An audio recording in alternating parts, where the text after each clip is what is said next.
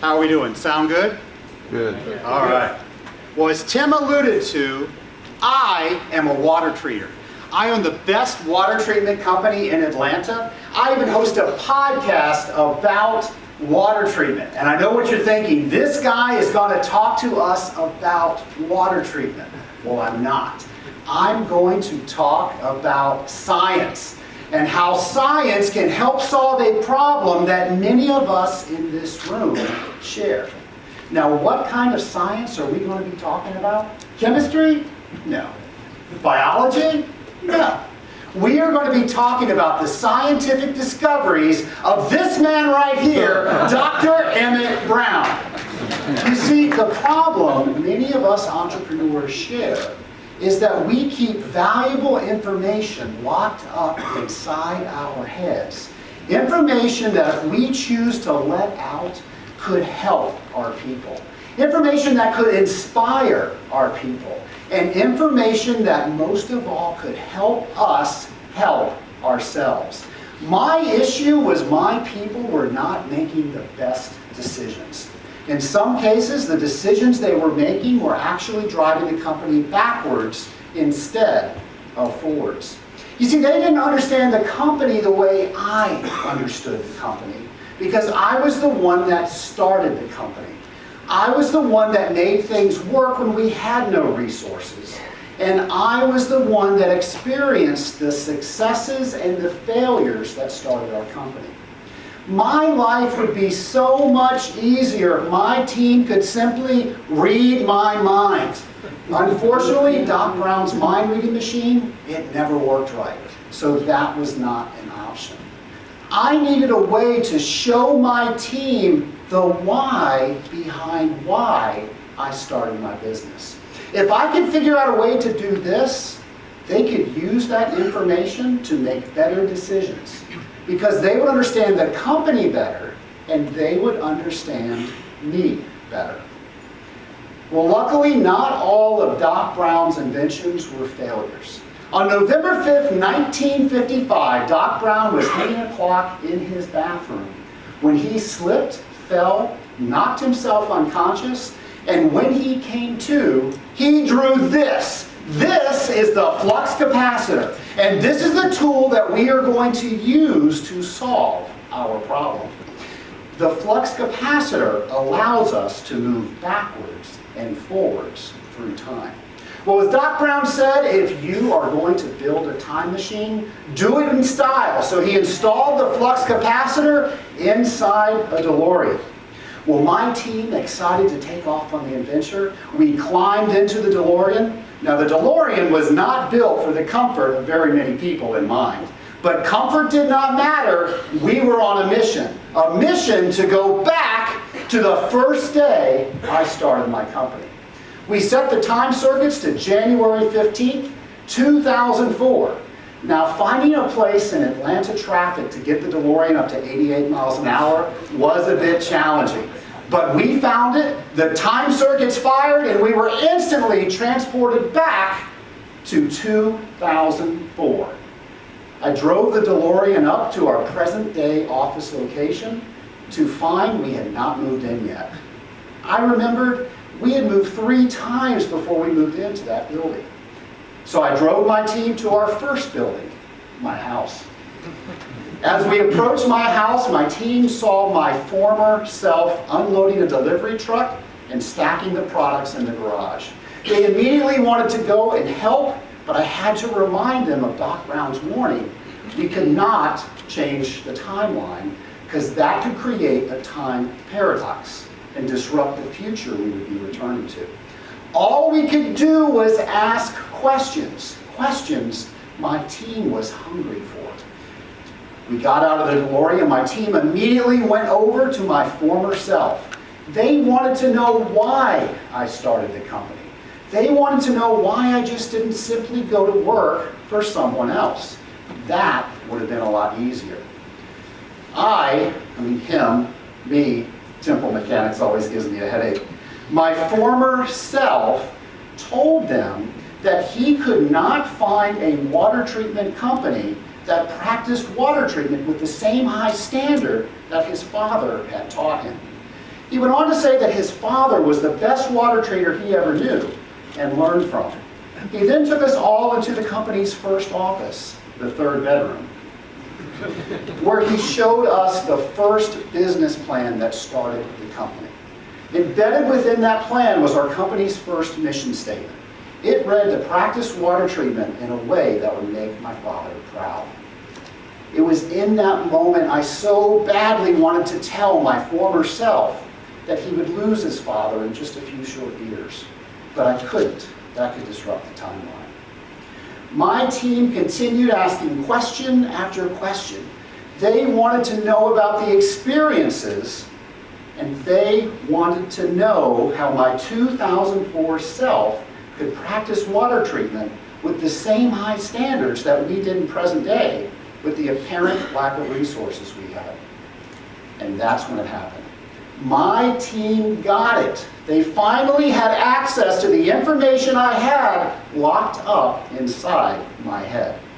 Well, right about that time, the phone rang. My former self answered, and it was the client. It happened to be his only client at the time, so he had to excuse himself to take care of business.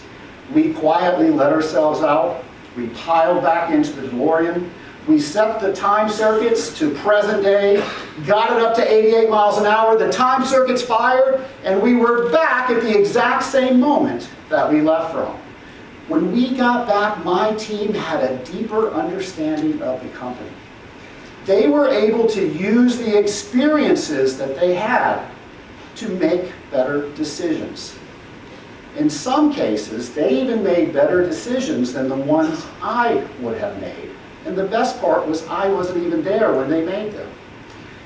Going back in time worked marvelously. Doc Brown's invention did something that I could never do before. It unlocked the knowledge that I had inside my head and shared it with those that could do something with it. Most importantly, it brought the why behind why I started my company into the present where we can all share it. Well, as any good entrepreneur would think, if going back in time works so well, why not go forward in time? We had a time machine, so that is exactly what we did. We climbed into the DeLorean, we set the time circuits to 3 years into the future. Again, getting a place where Atlanta traffic allowed us to get up to 88 miles an hour was challenging.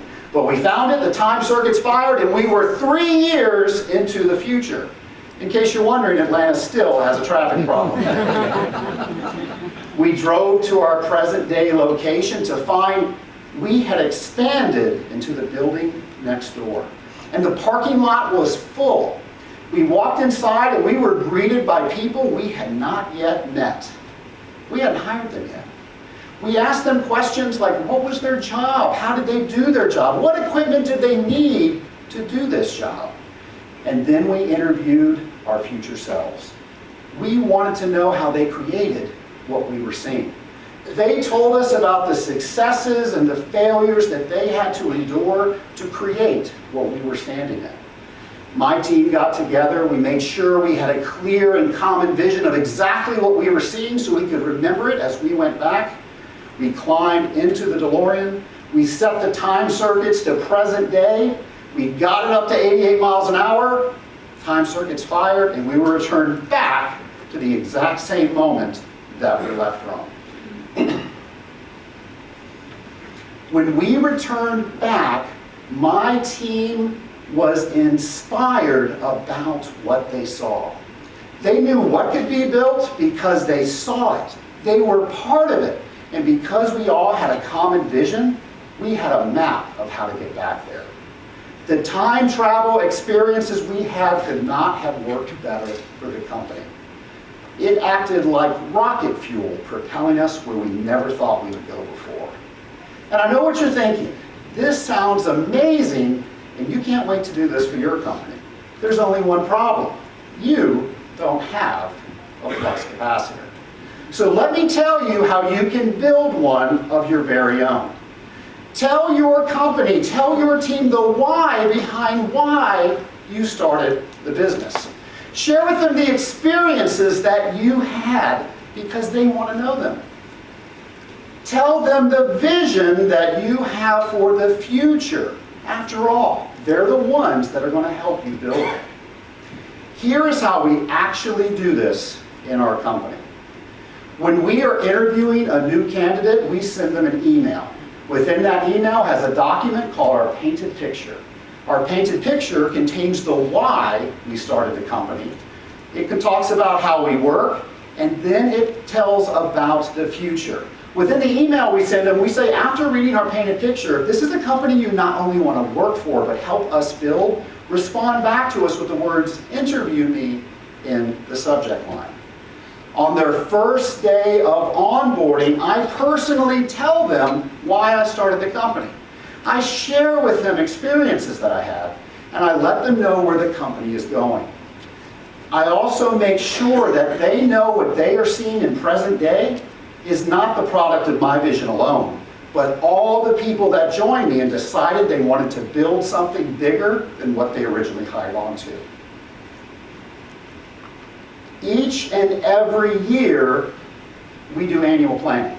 On November 5th, actually.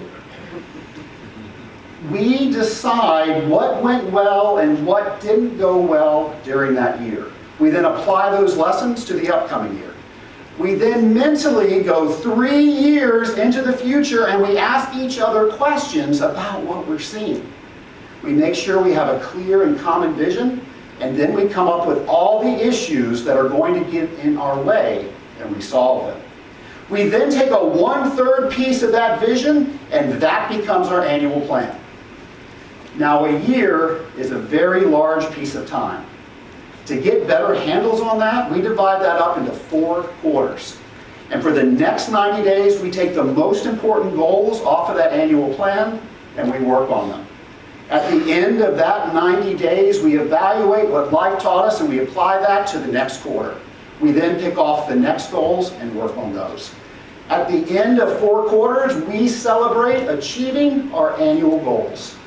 And then, on November 5th, we go 3 years into the future, and we do it all over again. Your team is hungry for the information you have locked up inside your head. When you decide to share this with the people that matter most, it's as if your company has its own flux capacitor. And when you get it up to 88 miles an hour, your company is going to see some serious stuff. My name is Trace Blackmore, and I am the Chief Cultural Officer for Blackmore Enterprises.